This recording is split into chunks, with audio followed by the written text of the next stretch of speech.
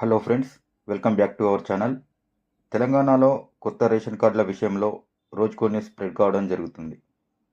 రీసెంట్గా తెలంగాణ ప్రభుత్వం గ్రామాల వారీగా గ్రామ సభలు నిర్వహించి అందులో కొంతమందికి మాత్రమే రేషన్ కార్డులు జారీ చేసినట్లుగా ప్రకటించడం జరిగింది.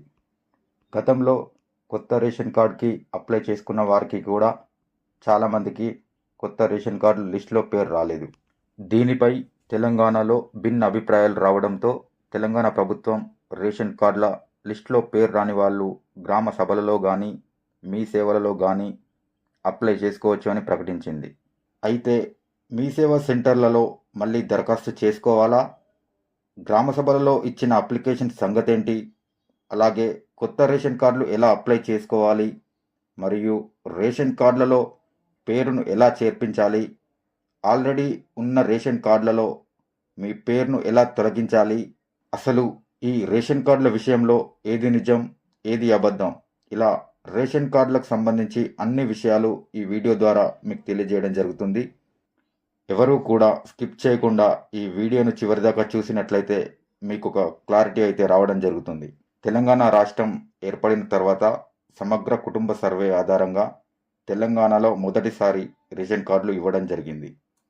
ఆ తర్వాత మీ సేవ ద్వారా కొత్త రేషన్ కార్డుల దరఖాస్తులు అలాగే మార్పులు చేర్పులకు అవకాశం కల్పించడం జరిగింది. ఈ ప్రక్రియ కొనసాగుతుండగానే బోగస్ రేషన్ కార్డులను తొలగించాలని కేంద్రం నుండి అన్ని రాష్ట్రాలకు ఆదేశాలు రావడం జరిగింది.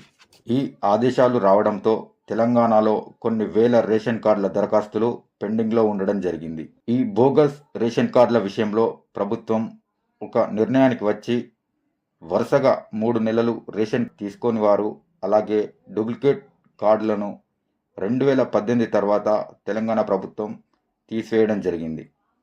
దీని తర్వాత కేవలం హుజురాబాద్ నియోజకవర్గంలో మాత్రమే కొత్త రేషన్ కార్డులు జారీ చేయడం జరిగింది. ఎందుకంటే ఆ సమయంలో హుజురాబాద్లో ఎలక్షన్ ప్రక్రియ జరిగింది. ఆ తర్వాత మళ్ళీ రాష్ట్రంలో ఎక్కడ కూడా రేషన్ కార్డుల దరఖాస్తులు స్వీకరించలేదు.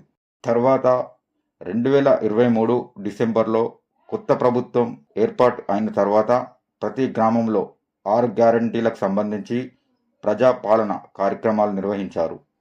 ఈ కార్యక్రమంలో చాలామంది కొత్త రేషన్ కార్డులకు అప్లై చేసుకోవడం జరిగింది. కానీ ఈ రేషన్ కార్డుల దరఖాస్తులను ప్రభుత్వం పరిశీలించలేకపోయింది. కేవలం మీ సేవ ద్వారా అప్లై చేసిన రేషన్ కార్డుల దరఖాస్తులు మాత్రమే అప్రూవ్ కావడం జరిగింది. అయితే కేంద్ర రాష్ట్ర ప్రభుత్వాలు అమలు చేస్తున్న చాలా పథకాలకు అలాగే తెలంగాణ ప్రభుత్వం ప్రవేశపెట్టిన 6 గ్యారంటీలకు కూడా రేషన్ కార్డ్ తప్పనిసరి చేయడం జరిగింది. దీనివలన ప్రజల నుండి కొత్త రేషన్ కార్డుల ప్రక్రియ కోసం ఒత్తిడి రావడం జరిగింది.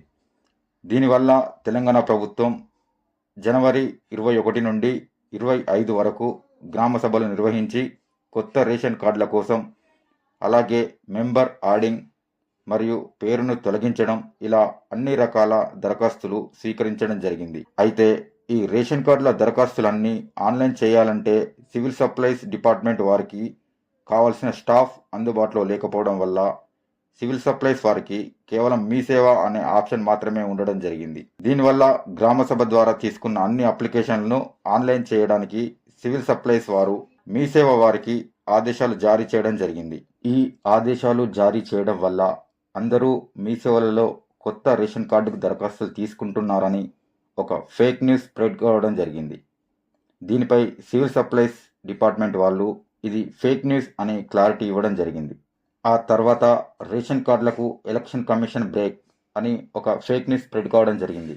దీనిపై ఎలక్షన్ కమిషన్ స్పందించి ఒక క్లారిటీ ఇవ్వడం అయితే జరిగింది. అయితే గ్రామ సభల ద్వారా తీసుకున్న అప్లికేషన్లను మీ సేవ వారికి ఆన్లైన్ చేయడానికి చాలా సమస్యలు ఉన్నాయి.